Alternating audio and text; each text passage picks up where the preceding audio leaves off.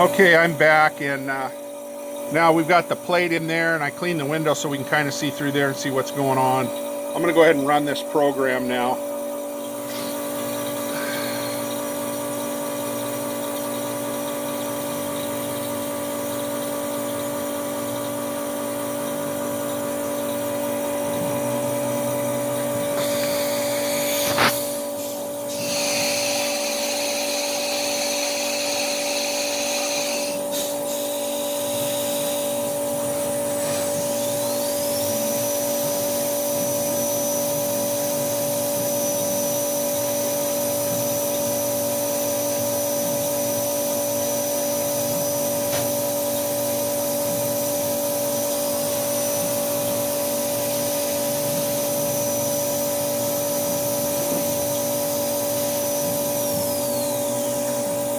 Okay, it just drilled some holes, and it's going to come in and tap those holes for a 1024 machine screw that holds the side bumpers on.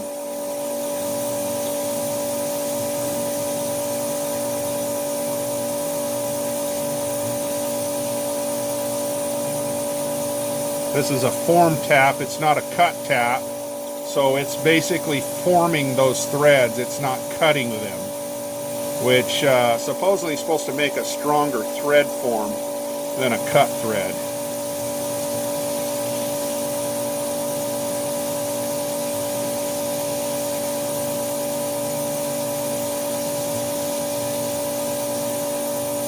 This video is going to be shown to a couple of different audiences. Some of you are professional machinists, and this is kind of redundant, but this is also going to be shared with my customers who are not machinists, so that's why some of the extra explanation. Okay, this is a clearance hole for a 1/4 inch bolt. These are the mounting holes that are going in right now. On that vacuum fixture, all of these holes are gasketed so that we don't lose our vacuum when we drill through this plate. So that fixture was designed around making all these through holes so that we don't lose vacuum.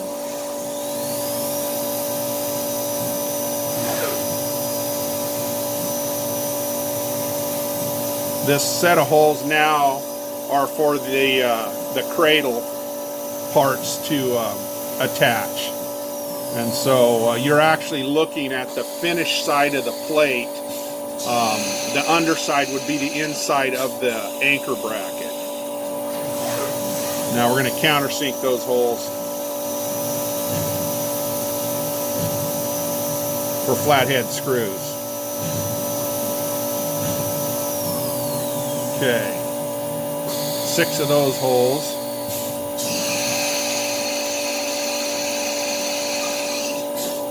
Now we got some holes to drill. Pinhole and also a hole for a lock. And then I pre-drill out the axle holes just so that the milling bit, when it comes in, doesn't have to clear out the center of the hole. And since the bit's already in the machine, there's no reason not to just go ahead and punch a couple holes there. There's a little keyhole shaped slot that we use for the pins, and that's going to get machined in now. We've already pre-drilled part of it, and so it's really just connecting 2 holes that were drilled, and of course the actual shape slightly bigger than those holes, but it makes it easier on that 1/8 inch bit to not have to do that whole hole. Makes the bit last longer.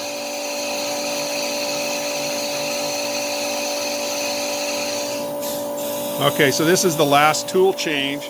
This is going to open up those 2 axle holes that we drilled just a minute ago. Again, all of these holes are gasketed. That's why we don't lose vacuum on this fixture. Now it's going to cut out the bracket. So I'm doing a 1 cut all the way to depth. We're actually going about 20 thousandths deeper than the actual bracket itself. So it's all being done in in one pass.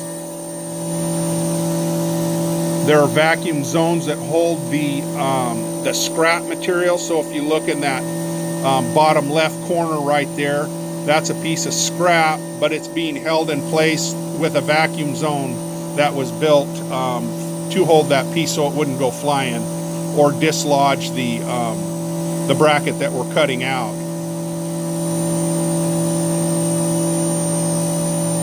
There's also a, this is another little gasketed zone. You'll see a little triangular piece there that it just cut out. That would go flying if it weren't held by vacuum. So it's also held in place by vacuum. You'll see it more clearly in a minute when all the coolant's off of it.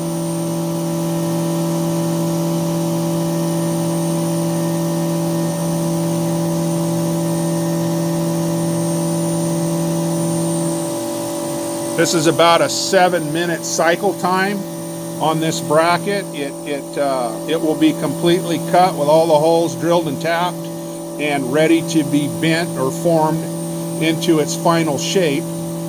It's kind of an oddball shape, so even the press that I used to bend the bracket was custom built in the shop as well. It's not a machine tool that could be purchased. It was one I built in the shop. Maybe I'll do a video on bending them up also, just to kind of give you a show of how the whole thing's made from start to finish.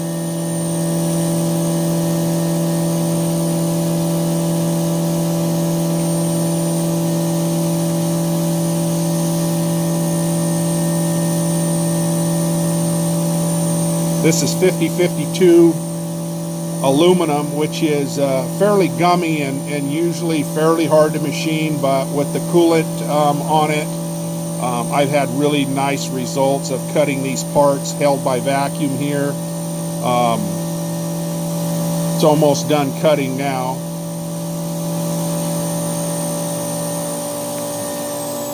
Okay, it's finished. Let's look at it. Okay, let's run it over here where we can see it real good, and I'll blow it off.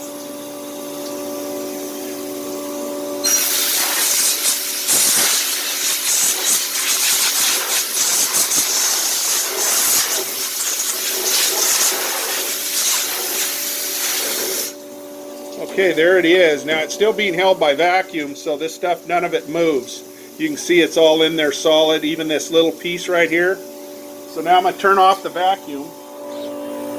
Here's our machine.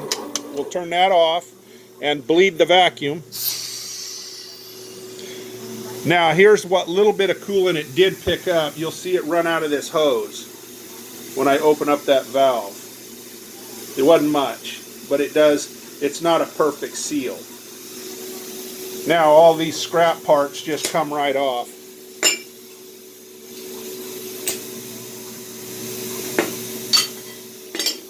Round can those.